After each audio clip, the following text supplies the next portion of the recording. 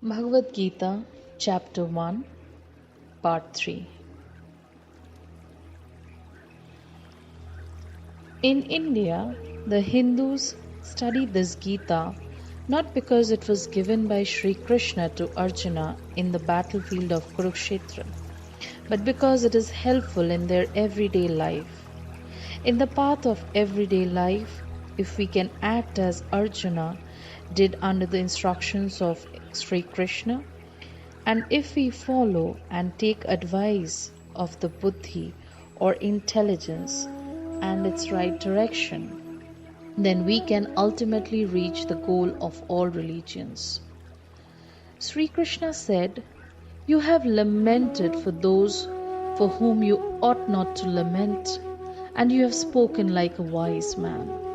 Your words are like those of a wise man, but a true wise man does not grieve ever for the departed or for those who are separated from them. The cause of suffering, sorrow, misery, and all that we find in a worldly life is to be discovered or determined first." So Sri Krishna wanted to go to the bottom of things so that everyone who was in that miserable condition would find some remedy and get out of the difficulties of this world. The cause of the trouble of Arjuna was that when he looked at all these different people, relatives, friends, and brothers and grandfathers, the feeling of me and mine became very strong in him. And it is a fact that the center of this world is the sense of I, me, and mine. But these senses would disappear if you could withdraw yourself from those senses of I, me, and mine. Now, whatever you call as yours, to that you become attached. Whenever you go to a store, you see many things, but you do not take care of those things because you do not call them yours. So the moment you call yourself as I or me, then you care for the thing and try to protect it or to improve it. And when it is broken or destroyed, you grieve. So the case in this world, as well as of sinful acts and wicked deeds, lies in this sense of I, me, and mine. As long as you do not understand this cause, you cannot get to the bottom and also to the root of the evil. We may try to remove the evil from the surface, but as long as the root is there, it is not removed. So, Sri Krishna went to the bottom of all these grief, sorrow, suffering, and misery and explained that a wise man has not the sense of I, me, and mine. Christ said, "Whatever is thine is mine. Whatever is mine is thine, O Lord." All the great teachers and saviors of the world have said the same thing. So I, me, and mine are the means of bondage, and thy, thee, and thine bring freedom to the soul. A wise man is one who is not bound by any tie or attachment of any kind. As long as we have these senses of I, me, and mine, we are not wise. Or if we try to say anything with the sense of I, it will not be right. Imitation never brings good results. Arjuna was imitating the wise ones, but at the same time he was acting like the one who was attached to the deceitful world as also to the body. The wise man looks upon all beings as the children of the divinity, but one who is bound by earthly desire thinks, "This is my father, this is my brother, these are my sisters," etc. Why does a wise man renounce everything? Buddha and Christ renounced their mothers and everything because they could not get freedom as long as they had that tie. So you cannot feel yourself a child of God as long as you will call yourself a child of so and so. When you are a child of God, you cannot call anyone else your father or mother. When Christ was asked who was his mother, he said, "Who is my mother?" Because Christ's mother and father were God, the Almighty. Some people find fault with the expression of "my Father is in heaven." They cannot realize the real purport of this word, and so they say it was wrong. They are men of the world whose highest ideal is worldly relationship. But that is only in connection with the physical form, and when the physical form passes away, all these physical connections disappear. In truth, the soul is not the child of so and so, but is the child of God, and that is the difference between the feeling of a wise man and that of an ordinary man. So when Arjuna was thinking about his relatives, he was on the plane of worldliness, and at the same time he was talking of virtue. All these people were going to be killed, and that was not right. But Sri Krishna pointed out the wrong and said, "Those who are standing before you are not human beings. Look at them as soul, and the soul is immortal.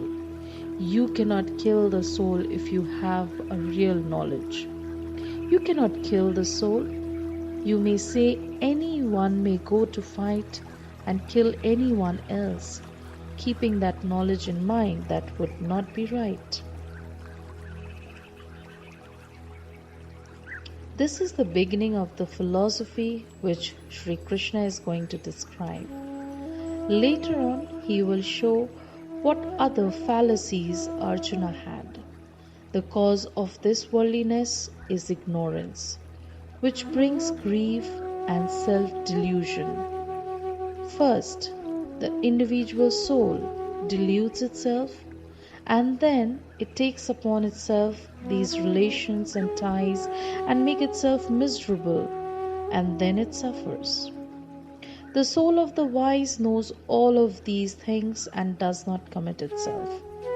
In fact, we are living in this world like silkworms. We build our own cocoons and the works. After building its cocoon, the silkworm finds itself miserable and imprisoned by that cause. It can cut it and come out of it, but it is so self-deluded that it does not know how to cut it. In the same way, we make our own cocoons in the form of families and homes, do this and that, get acquainted with so many people, call them relatives, and make a world of our own. Then we say, "What a pity, we cannot get out of it." Who is to be blamed for the society in which you live? If you say that your society does not allow you to read these books, or your social life does not give you time to think the higher thoughts, why do you stay in such a society? Why do you content yourself under those conditions? That question we never answer. We try to put the blame upon someone else and wish to be free because the desire for friends is very strong in us. We do not want to take upon our shoulders anything that will make us feel bounded or enchained or encumbered in any way. We want to be free, and if we can put the blame on somebody else, then we are free. Many of the religionists do the same thing, but instead of finding it in ourselves, the cause of all the misery, suffering, and sorrow, we put the whole thing on the shoulders of some evil spirits, calling him devil, and then we feel free, forced by an evil spirit, and we cannot help it. But Vedanta philosophy does not believe in any evil spirit, because the cause is in you and it is your own ignorance. You are suffering from your own folly. You are the cause of it. So overcome it and be like a soldier and fight it out. Do not be weak, be strong and shake off self-delusion or ignorance, which is the cause of the misery, sorrow and suffering. In truth, you cannot have any sorrow or suffering. You are all above this. You cannot call anything yours which belongs to you. You can enrich the soul.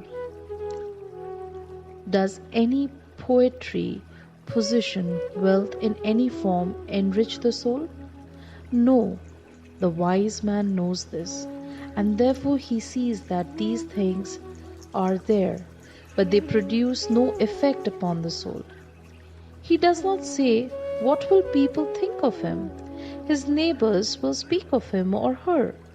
He will be blamed by different persons, but the praise of the whole world will not enrich the soul.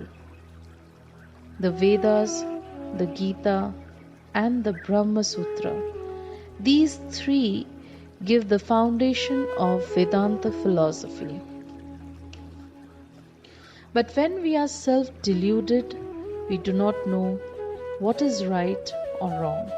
We do not know what will fulfill the highest purpose of life, because our eyes are covered with ignorance, so we cannot see things straight, and consequently, we follow the masses just like sheep.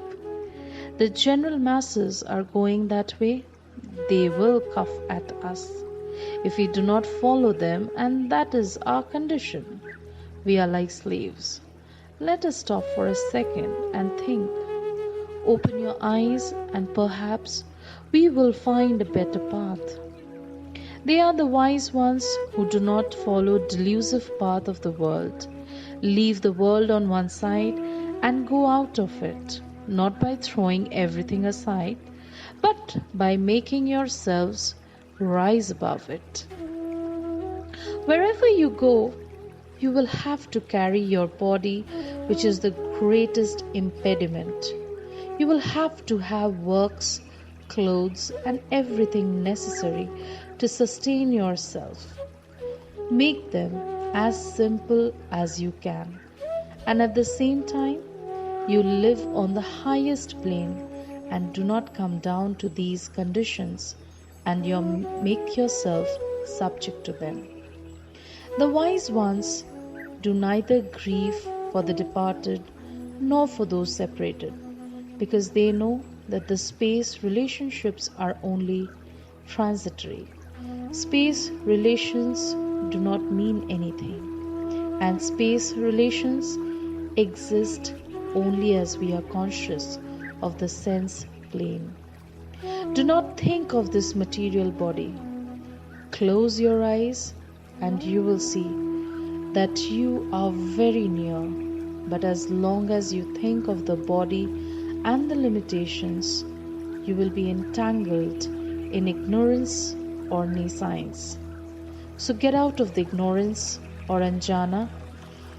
Sri Krishna said, "It is not that these great heroes did not exist in the past, nor is it true that they will not exist in future.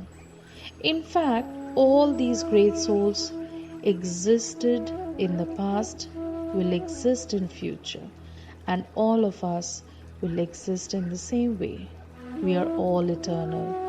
The wise men know this, and consequently they have no grief for anyone. The immortality of the soul is the first thing that we must understand clearly." Jai Shri Krishna.